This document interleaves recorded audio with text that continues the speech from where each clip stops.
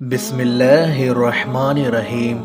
یہ بہت ہی اہم شاندار قرآنی واقعہ ہے اور اسی واقعے کی وجہ سے قرآن مجید کی ایک سورت کا نام سورہ بقرہ یعنی گائے والی سورت رکھا گیا ہے۔ واقعہ یہ ہے کہ بنی اسرائیل میں ایک بہت ہی نیک اور صالح بزرگ تھے اور ان کا ایک ہی بچہ تھا جو نابالغ تھا اور ان کے پاس فقط ایک گائے کی بچھیا تھی۔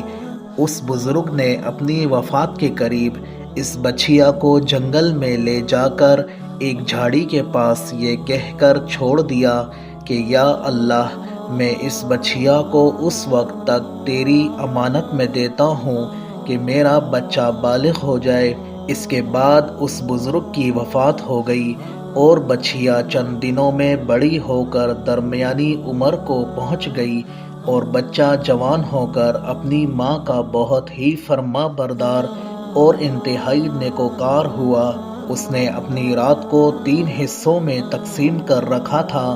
ایک حصے میں سوتا تھا اور ایک حصے میں عبادت کرتا تھا اور ایک حصے میں اپنی ماں کی خدمت کرتا تھا اور روزانہ صبح کو جنگل سے لکڑیاں کاٹ کر لاتا اور ان کو فروخت کر کے 1/3 رقم صدقہ دیتا اور 1/3 اپنی ذات پر خرچ کرتا اور 1/3 رقم اپنی والدہ کو دیتا۔ ایک دن لڑکے کی ماں نے کہا، میرے پیارے بیٹے، تمہارے باپ نے میراث میں ایک بچھیا چھوڑی تھی جس کو انہوں نے فلاں جھاڑی کے پاس جنگل میں اللہ کی امانت میں سونپ دیا تھا۔ اب تم اس جھاڑی کے پاس جا کر یوں دعا مانگو، اے ابراہیم و اسماعیل اور اسحاق علیہ السلام کے رب، تو میرے باپ کی سونپی ہوئی امانت مجھے واپس دے دے۔ اور اس بچھیا کی نشانی یہ ہے کہ وہ پیلے رنگ کی ہے اور اس کی کھال اس طرح چمک رہی ہوگی کہ گویا سورج کی کرنیں اس میں سے نکل رہی ہیں۔ یہ سن کر لڑکا جنگل میں اس جھاڑی کے پاس گیا اور دعا مانگی تو فوراً وہ گائے دوڑتی ہوئی آ کر اس کے پاس کھڑی ہو گئی اور یہ اس کو پکڑ کر گھر لایا۔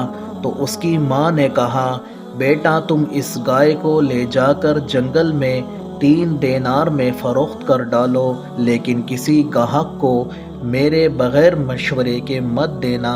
ان دنوں بازار میں گائے کی قیمت 3 دینار ہی تھی۔ بازار میں ایک گاہک آیا جو در حقیقت فرشتہ تھا۔ اس نے کہا، میں اس گائے کی قیمت 3 دینار سے زیادہ دوں گا مگر تم اپنی ماں سے مشورہ کیے بغیر میرے ہاتھ فروخت کر ڈالو۔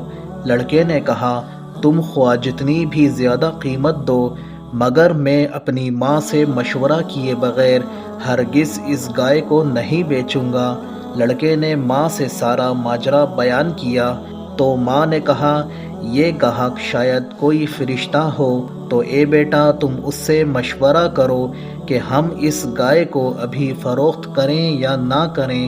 چنانچہ اس لڑکے نے بازار میں جب اس گاہک سے مشورہ کیا تو اس نے کہا، ابھی تم اس گائے کو فروخت نہ کرو، آئندہ اس گائے کو حضرت موسیٰ علیہ السلام کے لوگ خریدیں گے تو تم اس گائے کے چمڑے میں سونا بھر کر اس کی قیمت طلب کرنا، تو وہ لوگ اتنی ہی قیمت دے کر تم سے یہ گائے خرید لیں گے۔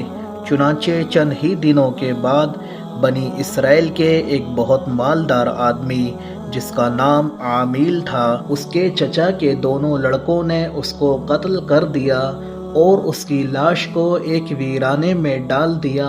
صبح کو قاتل کی تلاش شروع ہوئی مگر کوئی سراغ نہ ملا تو کچھ لوگ حضرت موسیٰ علیہ السلام کی خدمت میں حاضر ہوئے اور قاتل کا پتہ پوچھا تو آپ نے فرمایا کہ تم لوگ ایک گائے ذبح کرو اور اس کی زبان یا دم کی ہڈی سے لاش کو مارو تو وہ زندہ ہو کر خود ہی اپنے قاتل کا نام بتا دے گا۔ یہ سن کر بنی اسرائیل نے گائے کے رنگ، اس کی عمر وغیرہ کے بارے میں بحث کرنا شروع کر دی اور بالآخر جب وہ اچھی طرح سمجھ گئے کہ فلاں قسم کی گائے چاہیے تو ایسی گائے کی تلاش شروع کر دی، یہاں تک جب یہ لوگ اس لڑکے کی گائے کے پاس پہنچے تو ہو بہو ایسے ہی گائے تھی جس کی ان لوگوں کو ضرورت تھی۔ چنانچہ ان لوگوں نے گائے کو اس کے چمڑے میں بھر کر سونا اس کی قیمت دے کر خریدا اور ذبح کر کے اس کی زبان یا دم کی ہڈی سے مقتول کی لاش کو مارا تو وہ زندہ ہو کر بول اٹھا کہ میرے قاتل میرے چچا کے دونوں لڑکے ہیں جنہوں نے میرے مال کی لالچ میں مجھے قتل کر دیا ہے۔ یہ بتا کر وہ پھر مر گیا۔ چنانچہ ان دونوں قاتلوں کو قصاص میں قتل کر دیا گیا اور مرد صالح کا یہ لڑکا جو اپنی ماں کا فرما بردار تھا کثیر دولت سے مالا مال ہو گیا۔ اس پورے مضمون کو قرآن مجید کی مقدس آیتوں میں اس طرح بیان کیا گیا ہے۔ اور جب موسیٰ نے اپنی قوم سے فرمایا خدا تمہیں حکم دیتا ہے کہ ایک گائے ذبح کرو، بولے کہ ہمیں آپ مسخرہ بناتے ہیں۔ فرمایا اس بات سے خدا کی پناہ کہ میں جاہلوں سے ہوں۔ بولے اپنے رب سے دعا کیجئے وہ ہمیں بتا دے گائے کیسی ہو۔ کہا وہ فرماتا ہے کہ ایک گائے ہے، نہ بوڑھی اور نہ اوسر بلکہ ان دونوں کے بیچ میں، تو کرو جس کا تمہیں حکم ہوتا ہے۔ بولے اپنے رب سے دعا کیجئے ہمیں بتا دے اس کا رنگ کیا ہے۔ کہا وہ فرماتا ہے وہ ایک پیلی گائے ہے جس کی رنگت چمکدار ہے، دیکھنے والوں کو خوشی دیتی ہے۔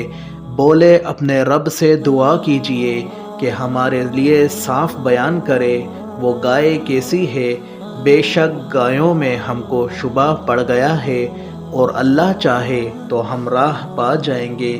کہا وہ فرماتا ہے کہ ایک گائے ہے جس سے خدمت نہیں لی جاتی کہ زمین جوتے اور نہ کھیتی کو پانی دے، بے عیب ہے جس میں کوئی داغ نہیں۔ بولے اب آپ ٹھیک بات لائے تو اسے ذبح کیا اور ذبح کرتے معلوم نہ ہوتے تھے، اور جب تم نے ایک خون کیا تو دوسرے پر اس کی تہمت ڈالنے لگے اور اللہ کو ظاہر کرنا تھا جو تم چھپاتے تھے، تو ہم نے فرمایا اس مقتول کو اس گائے کا ایک ٹکڑا مارو، اللہ یوں ہی مردے جلائے گا اور تمہیں اپنی نشانیاں دکھاتا ہے کہ کہیں تمہیں عقل ہو۔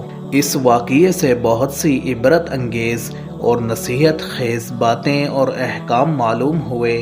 نمبر 1، خدا کے نیک بندوں کے چھوڑے ہوئے مال میں بڑی خیر و برکت ہوتی ہے۔ دیکھ لو کہ اس مرد صالح نے صرف ایک بچھیا چھوڑ کر وفات پائی تھی، مگر اللہ تعالیٰ نے اس میں اتنی خیر و برکت عطا فرمائی کہ اس کے وارثوں کو اس ایک بچھیا کے ذریعے بے شمار دولت مل گئی۔ نمبر 2، اس مرد صالح نے اپنی اولاد پر شفقت کرتے ہوئے بچھیا کو اللہ کی امانت میں سونپا تھا، تو اس سے معلوم ہوا کہ اولاد پر شفقت رکھنا اور اولاد کے لیے کچھ مال چھوڑ جانا یہ اللہ والوں کا طریقہ ہے۔ نمبر 3، ماں باپ کی فرما برداری اور خدمت گزاری کرنے والوں کو خداوند کریم غیب سے بے شمار رزق کا سامان عطا فرما دیتا ہے۔ دیکھ لو کہ اس یتیم لڑکے کو ماں کی خدمت اور فرما برداری کی بدولت اللہ نے کس قدر صاحب مال اور خوشحال بنا دیا۔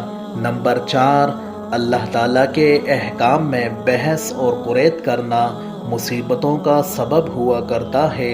بنی اسرائیل کو ایک گائے ذبح کرنے کا حکم ہوا تھا، کوئی سی بھی ایک گائے ذبح کر دیتے تو فرض ادا ہو جاتا، مگر ان لوگوں نے جب بحث اور قریت شروع کر دی کہ کیسی گائے ہو، کیسا رنگ ہو، کتنی عمر ہو، تو مصیبت میں پڑ گئے کہ انہیں ایک ایسی گائے ذبح کرنی پڑی جو بالکل نایاب تھی، اس لیے اس کی قیمت اتنی زیادہ ادا کرنی پڑی کہ دنیا میں کسی گائے کی اتنی قیمت نہ ہوئی، نہ آئندہ ہونے کی امید ہے۔ نمبر 5، جو اپنا مال اللہ تعالیٰ کی امانت میں سونپ دے تو اللہ تعالیٰ اس کی حفاظت فرماتا ہے اور اس میں بے حساب خیر و برکت عطا فرماتا ہے۔